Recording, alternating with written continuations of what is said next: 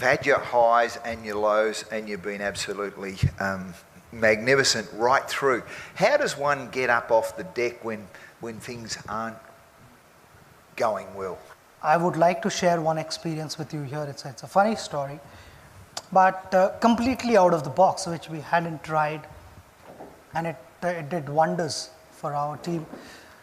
We were playing against New Zealand, and Chris Keynes was bowling. This was in India, in Mohali, so in your hometown.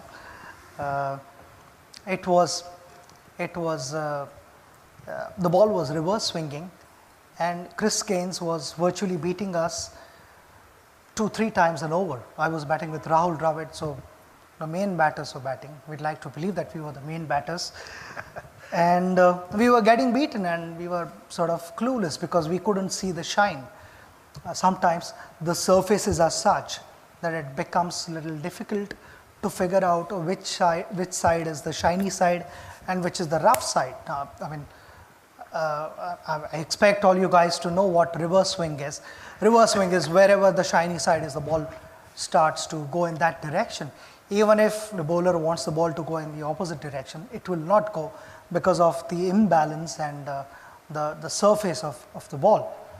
So Chris had started doing that, and I met with Rahul in the middle of the wicket, in the middle of the over. I said, I've got an idea. And he said, do you want to share it now or after the over? I said, I'll share with you after the over, but it can work. So Rahul said, okay, tell me now, what is your idea? I said to Rahul, I am closer to the bowler, and when he's walking back on the run-up, I need to stand here. When he's walking back onto his run-up, I would be watching him closely, and I'd be watching the ball. Which side is the shiny side and which side is the rough side? So Rahul said, then what happens after that? I said, whichever side is the shiny side, I will hold the bat in that hand. If he's going to bowl an outswinger, the bat is going to be in my left hand. If he's bowling in swinger, the bat is in my right hand at the non-striker's end. So that's the only time in my career when the batsman is ready to face the ball. He's not watching the bowler, he's watching the bat in my hand. So he's very good. So Rahul is watching me,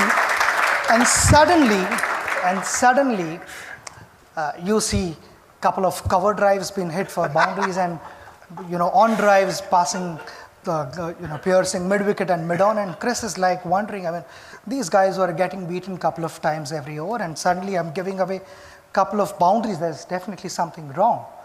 So all the fielders were watching me because I was, watching Chris and not Rahul. And normally no batsman stands facing the bowler. He would be like facing the other batter. And then I would quickly change the bat, and by then they had sort of figured out that there is something fishy.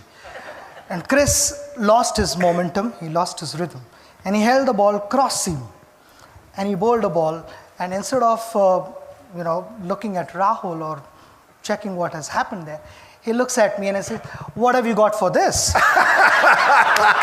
Chris didn't realize that I had also warned Rahul that if I don't know what is coming, I'm going to hold the bat in the middle.